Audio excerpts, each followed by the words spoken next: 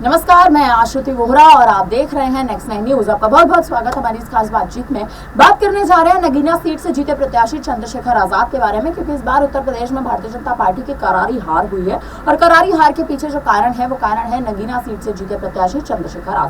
आजाद ने कहीं ना कहीं 1.5 लाख वोटों से जो इस बार जीत दर्ज की है, उसके बाद से लगातार कयासबाजियां तेज हैं कि अब चंद्रशेखर आजाद आने वाले उत्तर प्रदेश के 2027 के विधानसभा चुनाव में आखिर कैसी रणनीति बनाने वाले हैं। इसके लिए उन्होंने एक औपचारिक ऐलान कहीं ना कहीं कर दिया है। जी हाँ, चंद्रशेखर आजाद का ये कहना है कि उत्तर प्रदेश के विधानसभा 2027 के जो चुनाव है उसमें वो अकेले चुनावी लड़ाई लड़ने वाले हैं, यानी वो किसी के साथ भी गठबंधन करने में अपनी मौजूदा स्थिति के हिसाब से दिलचस्पी नहीं दिखाते हैं। मायावती जो लगातार एक तरह से चाल चलने की कोशिश कर रही है कि चंद्रशेखर आजाद को अपनी ओर कर लिया जाए, उस चाल में भी कहीं ना कहीं मायावती जो है वो मौजूदा स्थिति के हिसाब से सफल नहीं हो पा रही है। आपको बता दें कि एक समय ऐसा था लोकसभा चुनाव के परिणामों से पहले जब चंद्रशेखर आजाद और मायावती का गठबंधन हो सकता था, लेकिन उस गठबंधन की राह में भी मायावती ने तिनका डाल दिया और कहीं ना कहीं वो राह जो है वो पूरी तरह से बंद हो गई। और वो राह बंद होने का कारण यही था क्योंकि चंद्रशेखर आजाद को ये बात पता थी कि अगर मायावती के साथ वो गठबंधन कर भी लेंगे तो मौजूदा स्थिति में और बीच में गठबंधन करके भी उन्हें कोई फायदा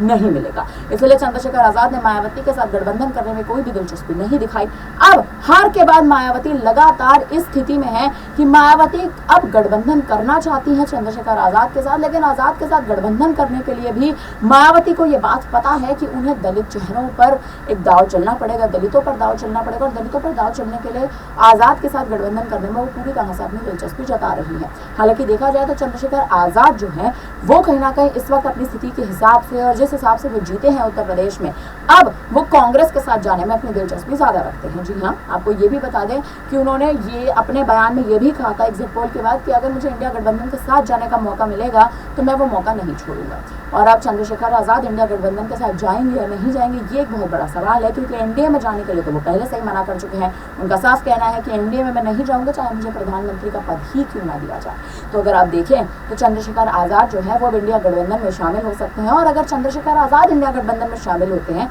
तो मायावती क्या रणनीति चलेंगी, ये अब बड़ा सवाल कहीं ना कहीं खड़ा होता है। फिलहाल इस पर आप क्या कहेंगे कमेंट करके जरूर बताएं। तमाम बड़ी खबरों के लिए बने रहे हमारे साथ, देखते रहिए नेक्स्ट 9 न्यूज।